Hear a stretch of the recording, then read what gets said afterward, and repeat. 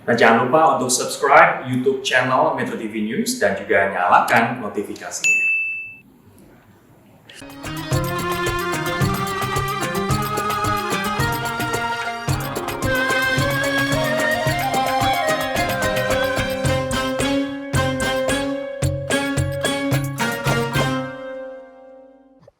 أعوذ بالله من الشيطان الرجيم بسم الله الرحمن الرحيم إنما المؤمنون الذين إذا ذكر الله وجلت قلوبهم الذين إذا ذكر الله وجلت قلوبهم وإذا تليت عليهم آياته وإذا تليت عليهم آياته زادتهم إيمانا وعلى ربهم يتوكلون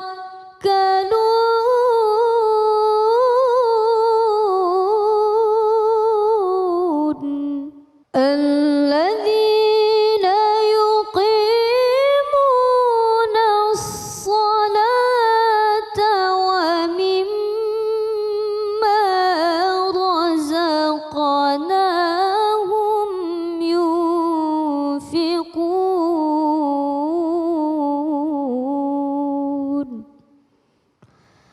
صدق الله العظيم.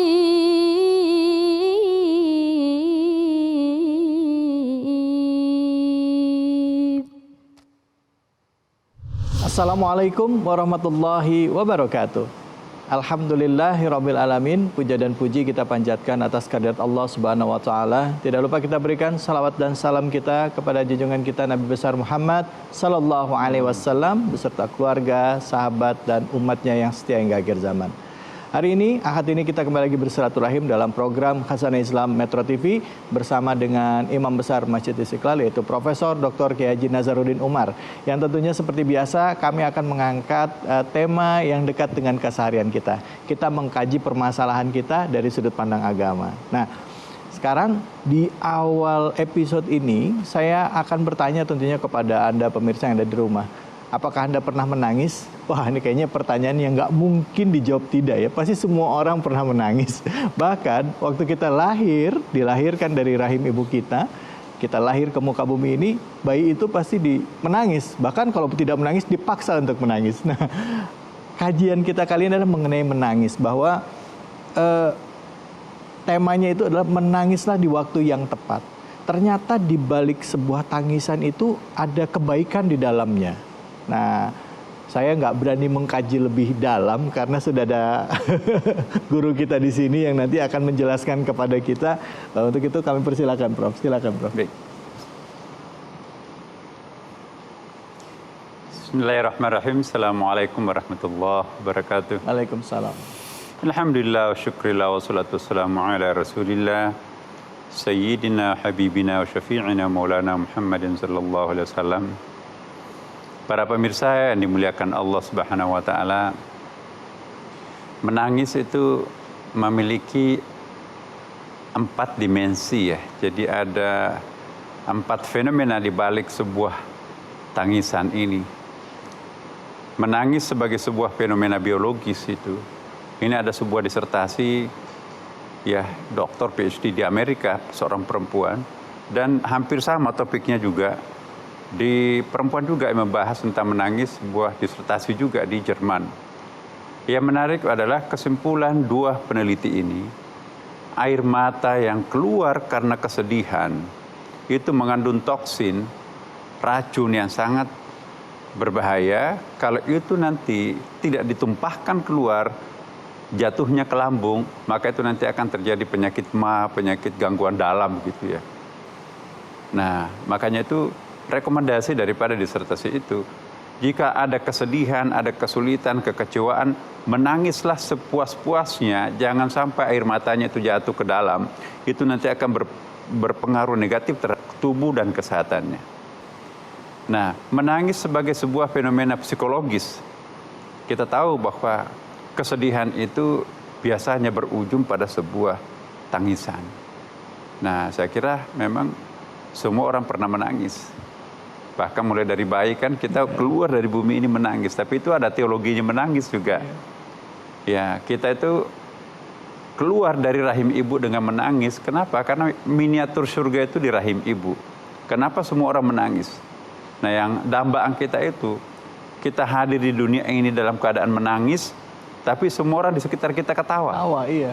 Dan kita juga bermohon supaya nanti akhir hayat kita itu tersenyum, ketawa.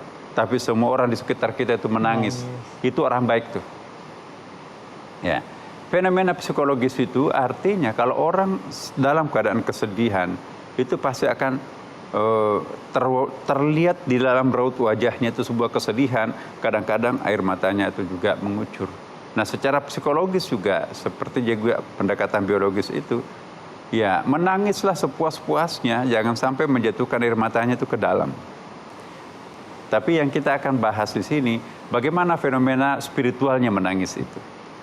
Di dalam hadis Nabi, dalam hadis yang terpisah, ada 3 air mata yang mustahil masuk ke dalam neraka penghuninya atau pemiliknya.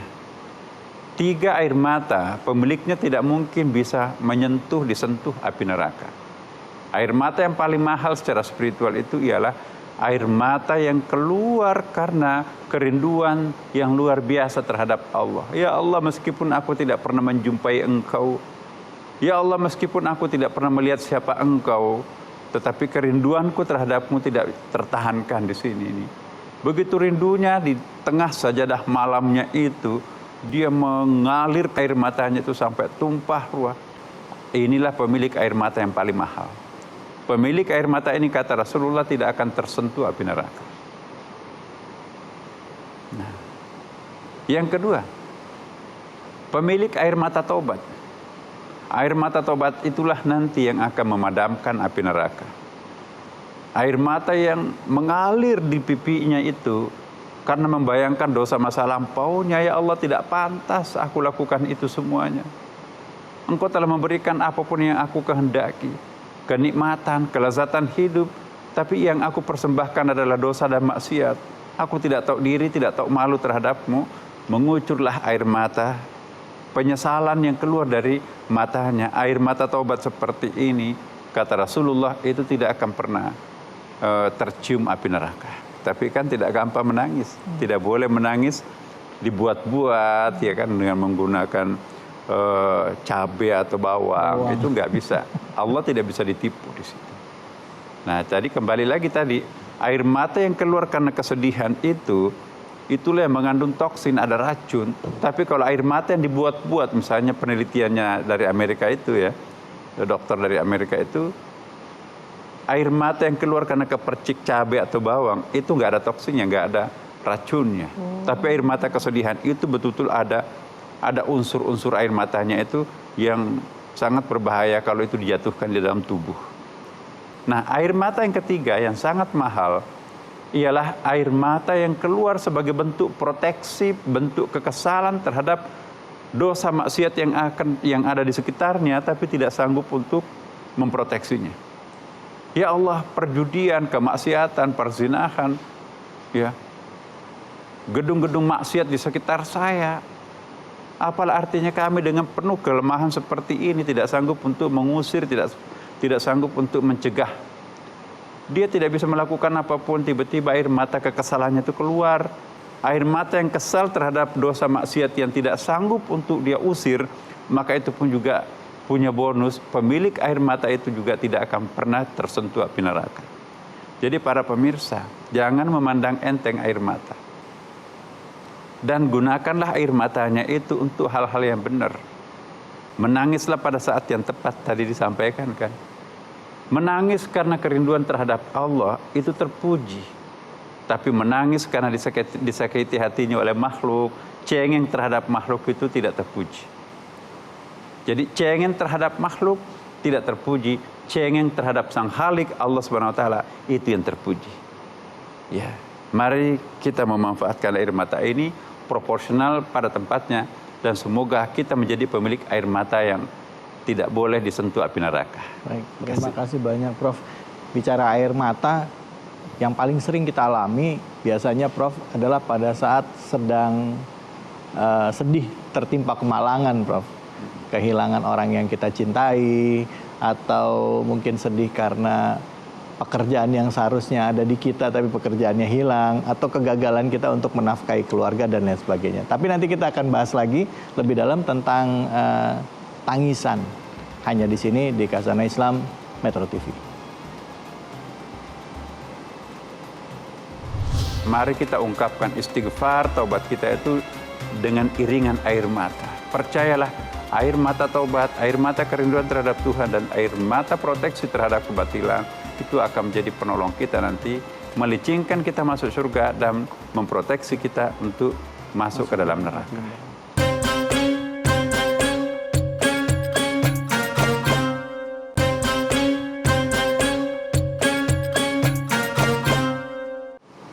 Ya, Anda yang baru saja bergabung, tema kita di Khazanah Islam Metro TV ini adalah mengenai menangis. Menangislah pada saat yang tepat.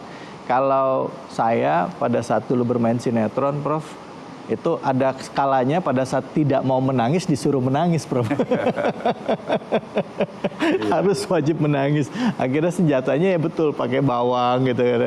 Tapi bukan menangis seperti itu yang kita bahas. Yang kita bahas adalah menangis yang memang punya makna spiritual terhadap diri kita gitu. Nah, Profesor tadi sudah menjelaskan sebagian, mungkin Prof bisa dilanjutkan lagi kajian kita tentang menangis, Prof. Iya, sebetulnya ya menangis itu bukan hanya manusia. Ya.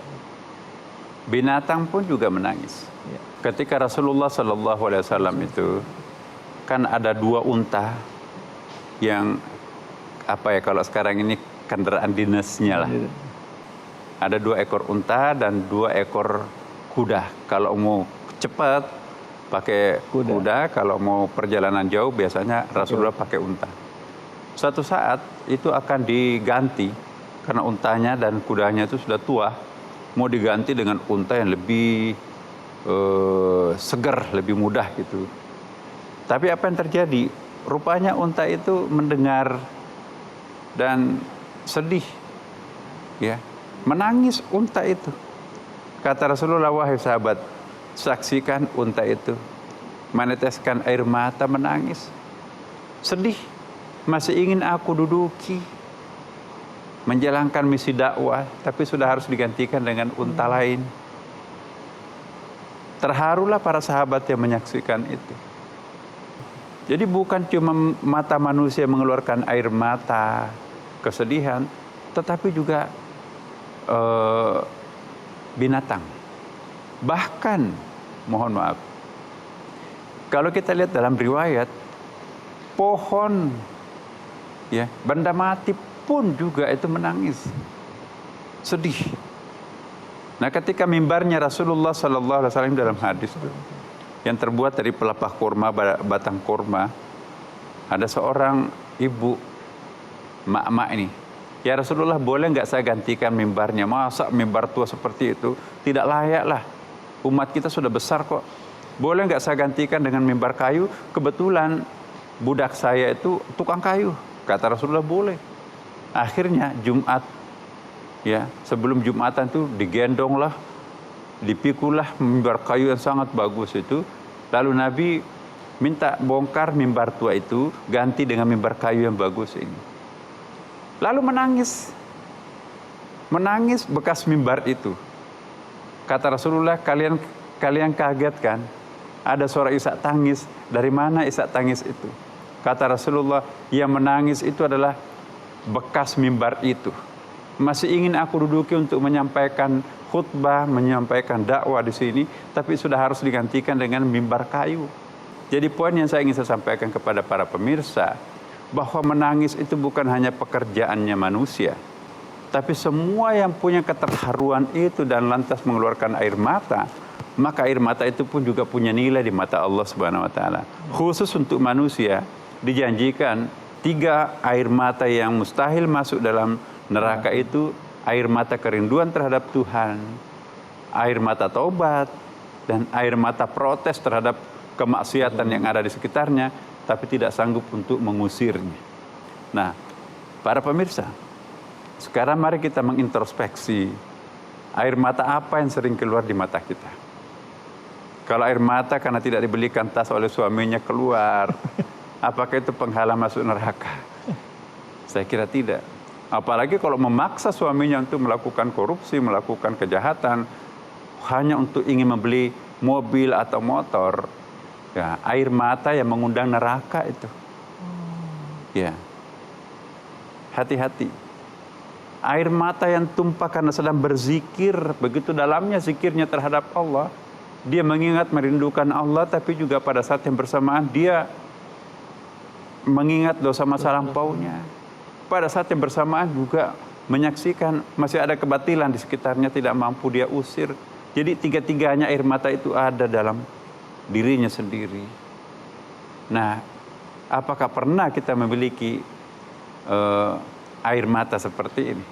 Kalau sudah pernah, sujud syukurlah para pemirsa. Dan mari pertahankan, sebab itu bukan air mata sembarangan. Gak ada ujuk-ujuknya apa begitu ya, tiba-tiba nangis. Kenapa menangis? Aku nggak tahu. Mendengarkan suara azan.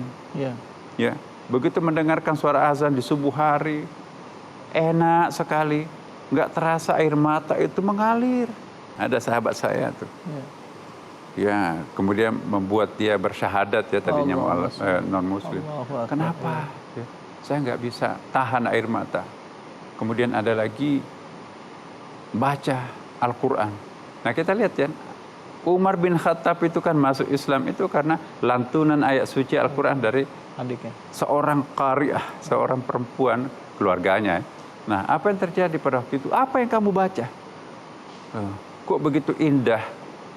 Suaranya memang merdu, tapi ayat yang dibacanya itu begitu nilai sastranya sangat tinggi, membuat Umar yang si algojo sebelum masuk Islam itu luluh hatinya. Allah. Ya. Jadi orang yang terbiasa meluluhkan hatinya, melembutkan hatinya dengan sesuatu kalimat-kalimat suci, misalnya bacaan ayat suci Al-Quran. Kadang-kadang kan kalau kita membaca Quran sendiri, kok tiba-tiba nangis gitu ya. Membaca surah Yasin sambil mengingat dosanya. Nggak tahu tiba-tiba ada kerinduannya sangat dalam terhadap Nabi, terhadap Allah Subhanahu Wa Taala. Karena kalau kita merindukan Nabi Muhammad SAW, itu kan artinya juga ujung-ujungnya merindukan yang mengutusnya Allah Subhanahu Wa Taala. Nah, inilah yang saya ingatkan kepada kita semuanya, para pemirsa. Mari kita ungkapkan istighfar, taubat kita itu dengan iringan air mata. Percayalah, air mata taubat, air mata kerinduan terhadap Tuhan, dan air mata proteksi terhadap kebatilan, itu akan menjadi penolong kita nanti, melicingkan kita masuk surga dan memproteksi kita untuk masuk ke dalam neraka. Nauzubillah min dzalik. Terhadap air mata yang tidak produktif dalam diri kita, mari kita cengeng di hadapan Allahu Akbar ya. Dan jangan cengeng terhadap makhluk, tapi tidak cengeng terhadap Allah Subhanahu wa taala. Semoga ada manfaatnya para pemirsa. Wassalamualaikum warahmatullahi wabarakatuh. Waalaikumsalam warahmatullahi wabarakatuh. Silakan Prof. Prof, kajian tentang air mata ini jarang diangkat oleh orang, Prof. Yeah. Tapi ini jadi menambah wawasan kita ya, Prof. Yang kita bisa simpulkan secara singkat dari kajian tadi apa, Prof? Ya, menarik ya tadi pernyataannya. Kok ini jarang dibahas? Memang jarang dibahas dalam media-media yang lain ya. Padahal ini kan sangat kita ya, gitu ya. Banget, ya. Nah, saya ingatkan kepada kita semuanya para pemirsa ya, bahwa mari kita mengintrospeksi diri kita sendiri. Sudah seringkah kita menangis karena kerinduan terhadap Allah? Ya. meratapi dosa masa lampau, atau protes terhadap kebatilan. Kata Rasulullah, seandainya kalian tahu apa yang saya tahu, kalian pasti lebih banyak menangis daripada ketawa.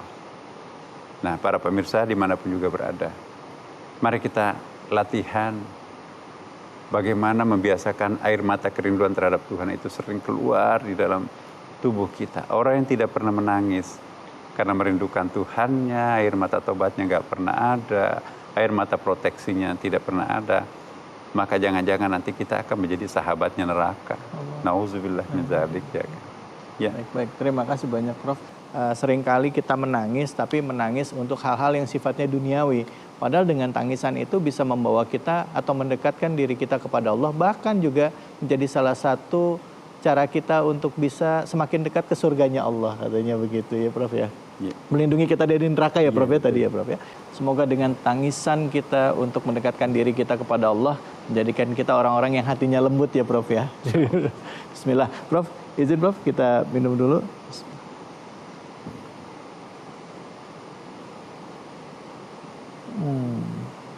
Alhamdulillah. Luwak White Coffee, kopi nikmat, nyaman diminum, dan pastinya halal.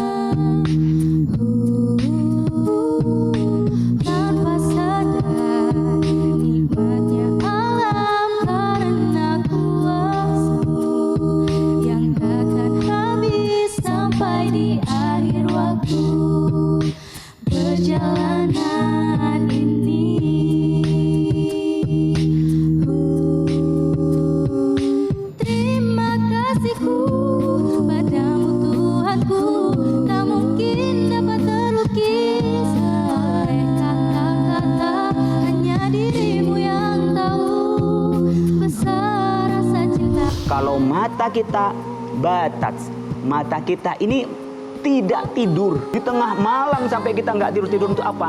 Untuk mendekatkan diri kepada Allah Subhanahu wa Ta'ala. Inilah yang membuat kita nangisnya ibadah, bukan nangisnya yang niyahah, yang raung-raung atau nangisnya buaya, tidak, tapi nangis karena Allah dan nangis di jalan Allah Subhanahu wa Ta'ala.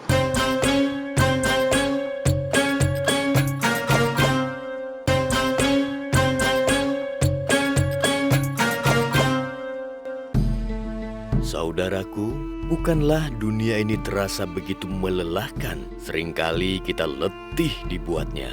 Berbagai pekerjaan, karir, bisnis, ego, nafsu, dan kepentingan lain. Berbagai obsesi membuat kita lupa, hingga kita terengah-engah mengikuti kehendaknya. Ketika kita lelah, kecewa, kita memendamnya sendiri. Kita lebih memilih untuk menangis. Dengan menangis, kita belajar untuk terus berharap, bersabar, dan percaya bahwa akan ada hari di mana kita akan kembali tersenyum, bahwa segala sesuatu akan indah pada waktunya. Menangislah jika itu diperlukan dan berserah kepadanya. Ya, alhamdulillahirrabbilalamin, kita kembali lagi di Khazanah Islam Metro TV, dan kali ini kita bersama Kiai Haji Khalil Nafis. Dan tema kita masih mengenai menangis. Tadi sempat dibahas oleh Profesor Nazaruddin Humar. Profesor Dr. Nazaruddin Humar tadi menyampaikan bahwa nangis itu ada 3 yang bisa menjauhkan kita dari api neraka. Dan juga dikatakan bahwa nangis itu juga memiliki fungsi yang baik bagi kesehatan gitu. Tapi kalau tangis air mata buaya itu nggak ada hukumnya ya. Nah, menarik, tadi saya sempat bincang-bincang dengan Kiai Haji Khalil Nafis bahwa ternyata tangisan pun bisa menjadi ibadah ya Kiai. Ya. Betul ya Kiai? Betul. Oke, Kiai silakan Kiai. Waktu dan tempatnya kami persilakan. Assalamualaikum warahmatullahi wabarakatuh. Waalaikumsalam warahmatullahi wabarakatuh. Alhamdulillahirabbil alamin wa bihi nasta'inu ala umurid dunya waddin. Wassalatu wassalamu ala asyrafil anbiya wal mursalin sayyidina Muhammad wa ala alihi wa ashabi ajma'in. Subhanaka la ilma lana illa ma 'allamtana innaka antal alimul hakim. Bapak Ibu sekalian, pasti dalam hidup ini kadang ketawa, kadang juga kita menangis. Kadang kita bahagia, kadang-kadang kita sedih. Tetapi implementasi dari kebahagiaan ada kalanya orang menangis. Saya pun acap kali itu meneteskan air mata karena saya bahagia. Pada saat menyanyikan lagu Indonesia Raya, lalu saya menggambarkan kepahlawanan para pahlawan kita, dan saya menikmati kemerdekaan itu, saya tanpa terasa meneteskan air mata. Saya sulit meneteskan air mata, menangis karena sedih. Orang yang disayangi meninggal pun kadang-kadang saya tak bisa meneteskan air mata. Tapi ada orang yang sebaliknya, pada saat sedih dia meraung-raung, bahkan berlebihan nangisnya, menetes air mata, mungkin sampai banjir air matanya karena dia sedih. Ketika bahagia dia tak pernah menangis. Jadi orang punya kebiasaan yang berbeda-beda. Tapi sebenarnya ketika kita menangis karena taat kepada Allah Subhanahu wa taala, disitulah nilai ibadahnya. Maka disebutkan falyadhaku qalilan walyabku katsiran. Kita kalau ketawa sedikit saja. Apalagi di dunia, jangan terlalu banyak ketawa, itu menghilangkan kecerdasan kita. Banyak ketawa menghilangkan sensitivitas kita. Oleh karena itu banyaklah menangis. Dan secara psikologi ketika orang menangis merasa meluapkan apa yang ada pada diri kita. Meluapkan apa yang kita rasakan. Maka menangis itu yang mendekatkan diri kepada Allah Subhanahu wa taala. Maka waliyabku itu adalah perintah untuk kita menangis karena Allah Subhanahu wa taala. Maka disebutkan dalam hadis ainani la yamassuhuma ya annaru. Ada dua mata yang tak pernah disentuh oleh api neraka. Yang pertama tuh ainun yabki min khasyatillah. Mata yang menangis karena Allah. Coba bayangkan Bapak Ibu sekalian, ketika mata kita ini dipanjangkan hayalannya. Kemana? Kepada dosa-dosa yang kita perbuat. Coba, kalau kita bayangkan dosa yang kita lakukan kepada orang tua kita. Kepada ibu, pada saat kita masih remaja dulu senang membantah. Kepada bapak, tak pernah kita mendengarkan nasihatnya. Setelah sekarang mereka tiada. Lalu bagaimana cara kita berbuat baik?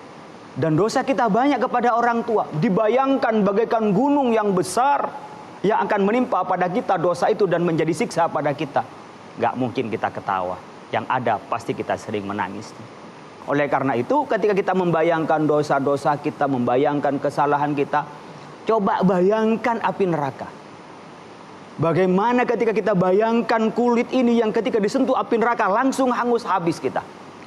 Lalu kembali kita menjadi orang lagi, lalu dibakar habis. Gimana kita bisa ketawa? Tidak mungkin. Kita pasti menangis. Apalagi kalau kita menangis karena membaca ayat-ayat Allah. Wajilat qulubuhum. Wa idza tuliyat ayatuhu zadathu imana. Jadi kalau kita mendengar ayat-ayat Allah, langsung getar. Coba ibu bapak sekalian, kalau dilandasi dengan cinta dan tambah dengan ketakutannya, itu pasti kita akan ada rasa beda. Dulu mungkin bisa kita bayangkan ketika kita bertemu dengan calon istri kita, itu dicintai. Ketika ngelihat, ada rasanya di kita. Karena kita sebenarnya paling tinggi keimanan kita ketika cinta kepada Allah. Disebut nama Allah, itu langsung ada dalam diri kita. Makanya Sayyidina Ali karramallahu wajah, pada saat ambil wudhu, matanya itu memerah, mukanya memerah. Kenapa? Karena ia membayangkan akan menghadap Allah yang menciptakan kita. Kalau kita mau menghadap presiden saja, kadang-kadang kita mau bicara menjadi tidak teratur, bicara menjadi kita ya kelipat-lipat ya lidah kita. Kenapa? Karena kita takut. Padahal itu makhluk Allah. Bagaimana dengan Allah yang menciptakan kita? Tentu kita akan merasakan lebih sulit dan lebih kita merasa ada sentuhan kepada kita. Ketika ada sebuah sejarah, coba bayangkan. Ketika Rasulullah SAW minta kepada Abdullah bin Mas'ud untuk apa? Membacakan surat kepada Rasulullah kepada Ibnu Mas'ud. Ibnu Mas'ud mengatakan apa? Ya Rasulullah, aqra'u suratan wa unzila ilaika. Apakah saya akan membaca surat ayat itu Al-Qur'an ini yang diturunkan kepadamu ya Rasulullah? Kata Rasulullah, saya ingin mendengar asma'u min ghairi.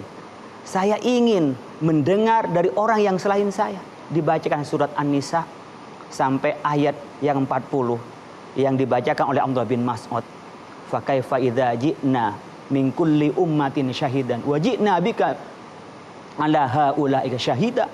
Ketika Allah menyebut, ketika ia membaca tentang bagaimana kalau orang-orang ini semuanya ya menjadi saksi kepada Nabi Muhammad dan Nabi Muhammad menjadi saksi kepada umatnya, katanya Nabi Muhammad, berhenti dulu. Ketika iltafata ilahi, ketika dia menoleh ke belakangnya, ternyata Nabi Muhammad itu menangis. Ya, menangis. Kenapa? Masuk pada dirinya. Fa kaifa idza ji'na ya min kulli ummatin syahidan wa ji'na bika ala haula'i syahida. Jadi dipikirkan kalau kita bersaksi di hadapan Allah, ia mengemban kerasulan, ia membawa ya tanggung jawab, dia pikirkan hal yang besar dan menghadap Allah yang Maha Kuasa, menangis. Oleh karena itu menangis min khasyatillah itu adalah ibadah. Dan itulah yang membuat kita, mata kita tak pernah disentuh oleh api neraka. Jadi kita dijauhkan dan diselamatkan dari api neraka. Yang kedua adalah ainun batat tahrusu fi sabillah. Kalau mata kita batat, mata kita ini tidak tidur, melek, mantengin. Untuk apa? Menjaga diri. Untuk apa? Fi sabillah, di jalan Allah. Seperti apa? Tengah malam kita sholat. Mungkin kita jihad fi sabilillah, mungkin kita belajar, mungkin kita menjelaskan di tengah malam sampai kita nggak tidur-tidur. Untuk apa? Untuk mendekatkan diri kepada Allah Subhanahu wa taala. Inilah yang membuat kita nangisnya ibadah, bukan nangisnya yang niyahah, yang raung-raung atau nangisnya buaya, tidak, tapi nangis karena Allah dan nangis di jalan Allah Subhanahu wa taala. Mudah-mudahan bermanfaat. Terima kasih. Baik. Nanti kita akan lanjutkan lagi Kiai bahasannya hanya di sini di Khazanah Islam Metro TV. Jangan kemana-mana.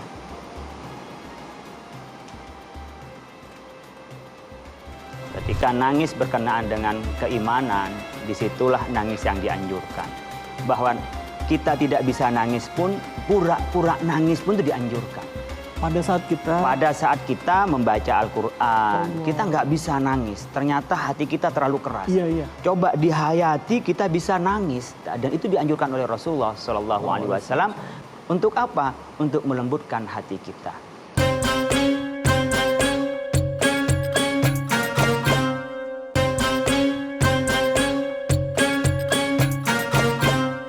Ya, alhamdulillahirabbil alamin, kita kembali lagi dan tema bahasan kita tentang menangis. Anda yang mungkin saat ini sedang bersedih karena mengalami kemalangan ataupun saat ini merasa berada di dalam titik terendah di dalam hidup, pasti ya satu-satunya pelampiasan kita adalah menangis ya. Menangis itu meneteskan air mata. Nah, tapi sebenarnya boleh tidak sih kita orang Islam ini menangis gitu? Apakah hanya tangisan ini hanya kepada Allah? Tapi kan sebagai manusia kita juga pastinya pada saat mengalami atau merasa sedih secara alami itu menangis gitu. Ada nggak hukum-hukumnya menangis yang boleh dan yang nggak boleh? Sebenarnya kita bisa memetakan ya tadi tentang nangis. Ketika nangis berkenaan dengan keimanan, disitulah nangis yang dianjurkan. Bahwa kita tidak bisa nangis pun, pura-pura nangis pun itu dianjurkan. Pada saat kita membaca Al-Quran, kita nggak bisa nangis. Ternyata hati kita terlalu keras. Iya. Coba dihayati, kita bisa nangis. Dan itu dianjurkan oleh Rasulullah SAW. Kalau kita tidak bisa nangis, kita pura-pura nangis. Untuk apa? Untuk melembutkan hati kita. Nah, oleh karena itu ketika kita bicara tangisan ini, kalau diklasifikasi dalam rangka khosyatillah, itu semuanya mendapat pahala. Apakah karena baca Quran, apakah karena kita memikirkan dosa kita, bahkan karena kita memikirkan berkenaan dengan siksa kubur, itu dianjurkan. Sayyidina Utsman bin Affan ketika melewati kuburan itu nangis. Dan nangisnya itu sampai mencucurkan air mata, jenggotnya itu sampai basah kuyup. Jadi nangis itu ya di dalam Islam yang seperti ini kata Syekh Nawawi hukumnya sunnah. Ya, jadi amar wal yabku katsiran untuk kita menangis lebih banyak itu perintahnya al-amru lin nadbi. Amrnya adalah untuk sunnah. Kenapa? Karena kita kalau melaksanakan dapat pahala, kalau tidak nangis ya tidak disiksa. Itu sunnah. Nah, ada yang wajib. Ya tentu tidak ada yang wajib. Tetapi mendorong untuk kita meninggikan takwa kita, disitulah dianjurkan di dalam Islam. Karena kalau wajib itu kalau dilaksanakan dapat pahala, kalau ditinggalkan berdosa. Nah, tidak semua orang bisa nangis. Tetapi meningkatkan iman dan kelembutan hati itu biasa dihayati dengan menangis. Makanya biasanya orang tua kalau menimpa pada dirinya kesengsaraan atau musibah, dia nggak terlalu merasa berat. Tapi ketika menimpa pada anaknya, dia nggak bisa menahan. Apalagi ya para ibu, anaknya saja kena dikit karena dia sangat dekat dengan ibu, yang merasakan ibu itu bagaimana sedihnya. Mungkin ketika menimpa pada dirinya dia kuat, tapi ketika menimpa pada anaknya dia nggak kuat. Misalnya anaknya sakit ya. Anaknya sakit, anaknya gagal, ada anaknya yang mendapatkan kezaliman dari orang lain dan musibah barangkali dari orang lain. Itu dia nggak kuat ketika anaknya. Kenapa? Karena yang disayang.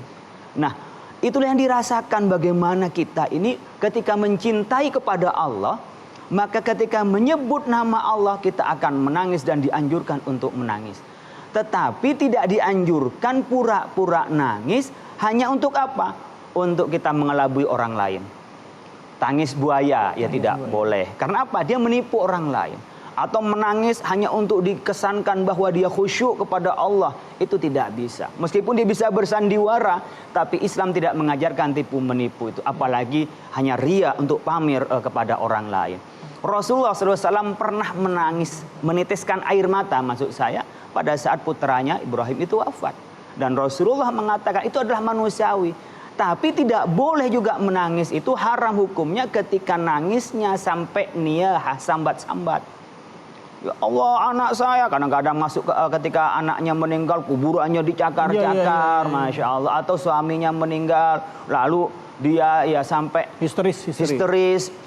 Begitu juga sang suami barangkali ketika istrinya meninggal begitu dia histeris. Itu tidak boleh dalam Islam, itu namanya niyah, sambat-sambat sampai histeris begitu.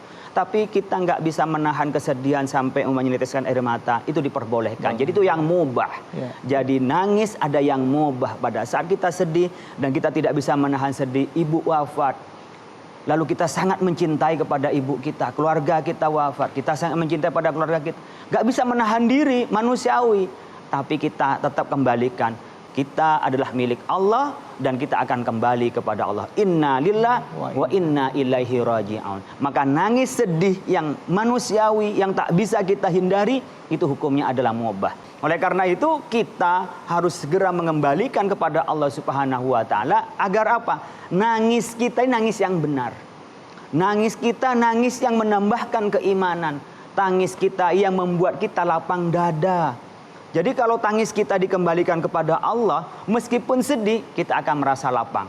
Kenapa? Karena kita merasa tidak punya kekuasaan apa-apa dan kita tidak bisa menghindari apa-apa kecuali apa? Kecuali dari Allah Subhanahu wa taala.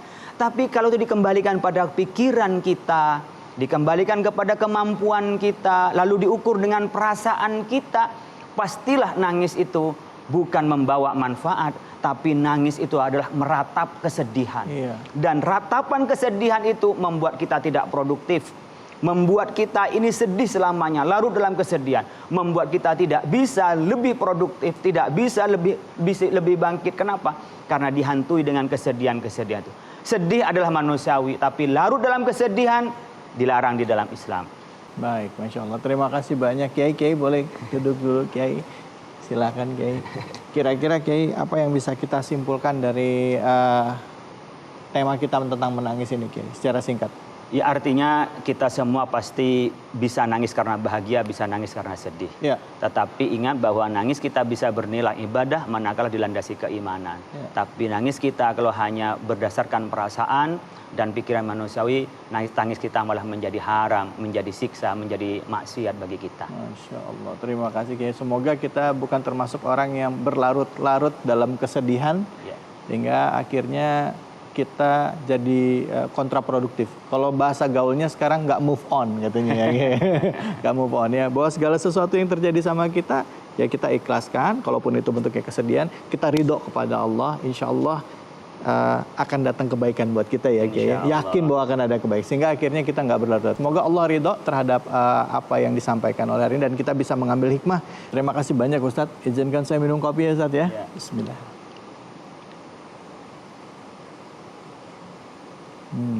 Alhamdulillah. Luwak White Coffee, kopi nikmat, nyaman diminum, dan pastinya halal. Terima kasih atas kebersamaan Anda. Wabillahi taufiq wal hidayah. Assalamualaikum warahmatullahi wabarakatuh. Waalaikumsalam. Terima kasih banyak.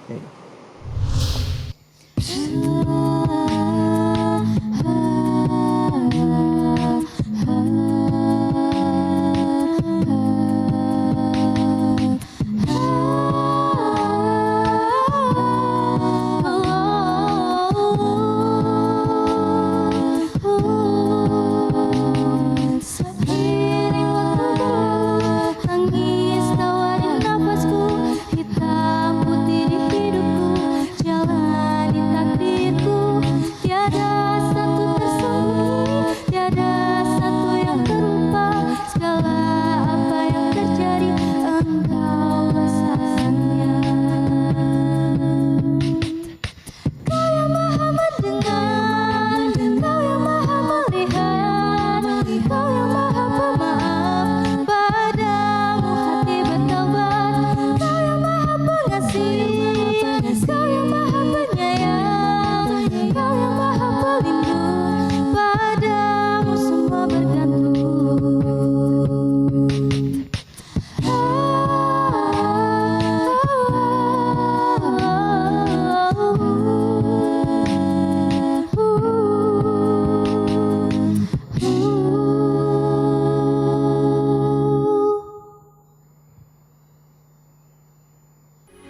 Metro TV, knowledge to elevate.